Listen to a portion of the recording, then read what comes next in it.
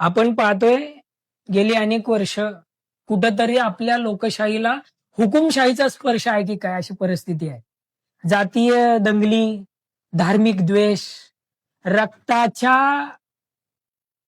म्हणजे रक्ताचा डाग पडावा आणि त्याला एक उग्र वास यावा अशी असलेली सगळी परिस्थिती आहे. आणि म्हणून मानवी मूल्य, न्याय, विचार, स्वातंत्र्य, बंधुता, अभिव्यक्ती, लोकशाही, गणराज्य, सामाजिक, समाजवादी, श्रद्धा, उपासना ही भारतीय संविधान प्रस्ताविकेतील शब्द आपण आत्मसात करून घेतोय का? आपण समजून घेतोय का? याकडे पाहिलं पाहिजे. कारण लोकशाही टिकली तर तुम्हा आम्हाला म्हणजे मी आज कुठेही जाऊन बोलू शकतो. हे स्वातंत्र्य मला भारतीय संविधानाने दिले.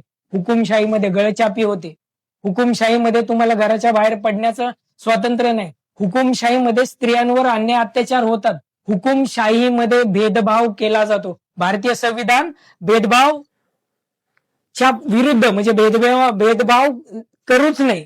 समान काम समान वेतन अशा पद्धतीच्या चांगल्या चांगल्या गोष्टी भारतीय संविधान आपल्याला देते. असं सगळं असताना आपण का हुकुमशाहीला जवळ करतो याचा एकदा विचार केला पाहिजे.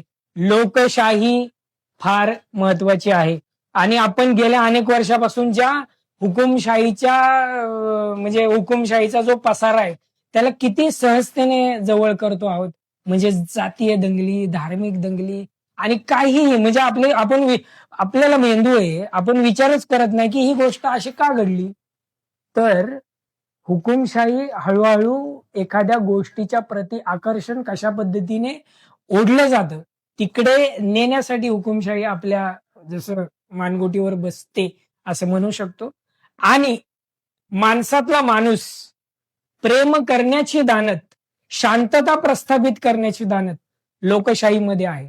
त्याच्यामुळे लोकशाही फार महत्वाची आहे. अब्राहम लिंकनने जसं सांगितलं, लोकांनी लोकांसाठी लोकांकडून चालवलेलं राज्य म्हणजे लोकशाही. त्याचप्रमाणे डॉक्टर बाबासाहेब आंबेडकरांनी असं सांगितलंय की रक्ताचा एकही थेंब न सांडता केलेली क्रांती म्हणजे लोकशाही. ती लोकशाही तुम्ही आम्ही जपायची. थँक्यू.